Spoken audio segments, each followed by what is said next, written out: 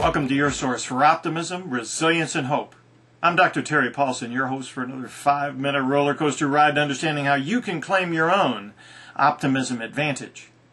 Jeffrey Lawrence Benjamin said it well. The most important things ever said are the things you've said to yourself. But what you say to yourself is not always constructive.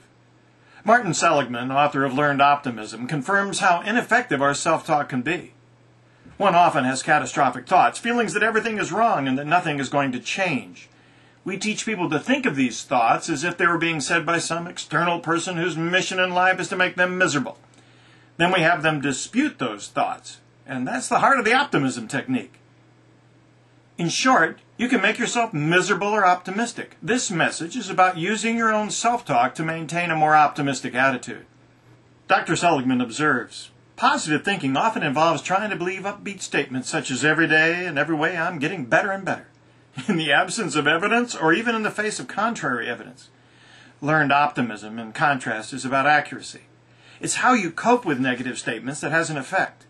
Usually the negative beliefs that follow adversity are inaccurate. Learned optimism works not through an unjustifiable positivity about the world, but through the power of non-negative thinking.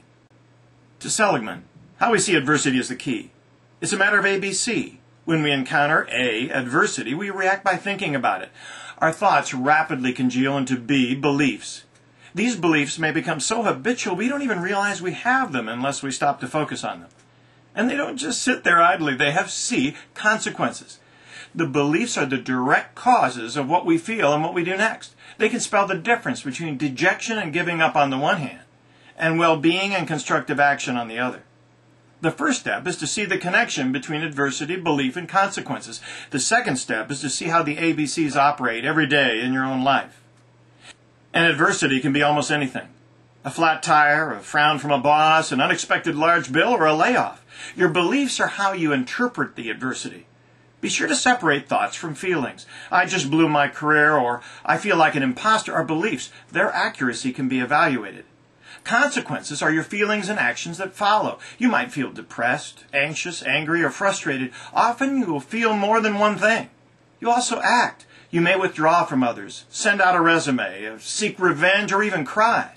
In order to avoid the non-productive feelings and counterproductive actions, optimists learn to distract themselves from or dispute their own pessimistic beliefs. Distractions can be physical, ringing a bell, snapping a rubber band around their wrist, or saying to themselves merely, stop. Some move from the distraction to use humor or another emotion. Some schedule time for ruminating later. I'll think about this after dinner. Still others write down pessimistic beliefs the moment they occur, ventilating them through their own writing. Ducking our negative ruminations by distraction can provide short-term relief, but for lasting effect, optimists dispute their negative beliefs by giving them a good argument. Martin Seligman suggests 4 ways to make your self-arguments convincing: evidence, alternatives, implications, and usefulness. Evidence. The most convincing way is to show that negative beliefs are factually incorrect. Look at the evidence by playing detective. Only the facts, ma'am. Optimists are realists who want to know all the facts about the obstacles they are facing so they can get busy overcoming them. Secondly, alternatives. Most events have many causes. Pessimists have a way of latching onto the worst possible causes, the most permanent, pervasive, and personal ones. Optimists ask, is there any less destructive way to look at this or explain it? They focus on what causes are changeable. I didn't spend enough time studying. On specific causes, this project was uncharacteristically harder than anyone could have expected. And they explore non-personal causes. That customer has a history of expressing unrealistic expectations to negotiate lower rates. Third way to argue: implications. What are the likely consequences? Former football coach Don Shula would say, keep your perspective. Success is not forever, and failure isn't fatal. That's good advice. Don't sweat the small stuff. Life and death are the big stuff. Everything else is small stuff. Finally, think usefulness. Will worrying and ruminating over this produce any long-term value? Will problem-solving get you where you want to go? Will what you've learned help you succeed? Aldous Huxley said, experience is not what happens to you. It is what you do with what happens to you. Optimists persevere in reframing difficulties and obstacles into new opportunities. So build an expectation of success through good thinking and hard work. Even in the tough times, look for silver linings.